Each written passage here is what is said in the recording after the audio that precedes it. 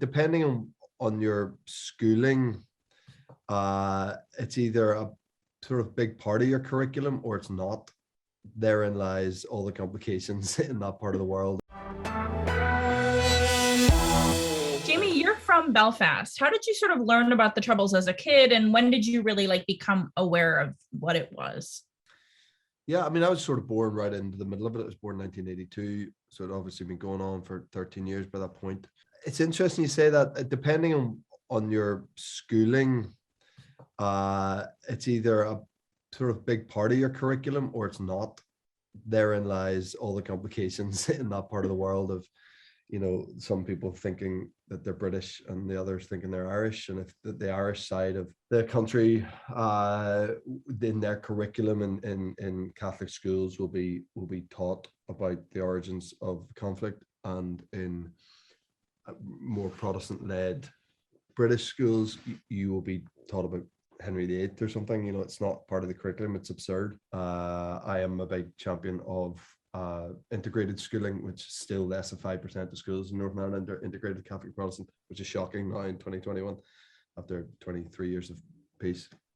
But yeah, I've done my own research into it. Obviously, I've written stuff in and around it recently, and I've in my career I've had to do research on the period of time, and so I feel I'm up to date now, but it wasn't given to me as a child. No. And Catriona, you're from Ireland as well, but not Northern Ireland. So that's a whole different story. When, same thing for you. How integrated was that into your curriculum? Oh God. Well, I grew up 6 miles south of the border, and I went to a very small primary school that was run by all accounts by a man who was very, very nationalistic. So I think when you went to schools like that, you sort of get one side of what's happening and a very staunch side at that.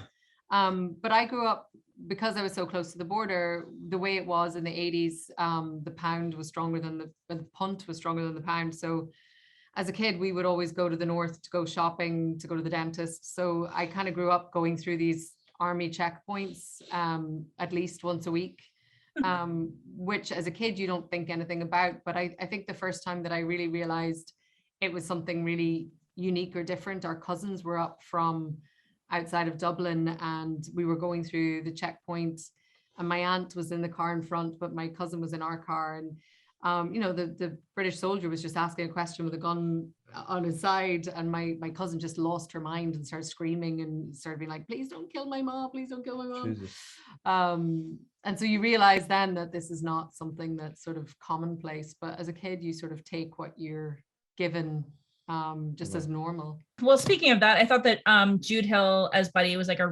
just a star. What did you guys, whoever wants to take this, what did you love about working with him?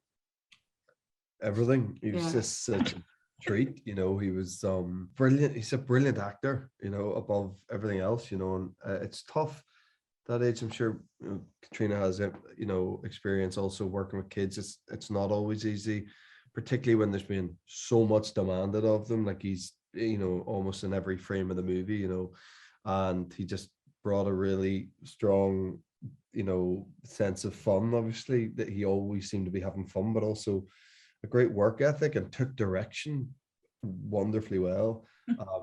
So we felt like a proper family when we were doing it. And he's cheeky, and I'm encouraged that also, it's important. Yeah, he's just such a great kid. Yeah. Everyone can aspire to be like that child, which is Exactly. that's a good trait to have. Wherever you go and whatever you become, that'll always be the truth. Be good, son.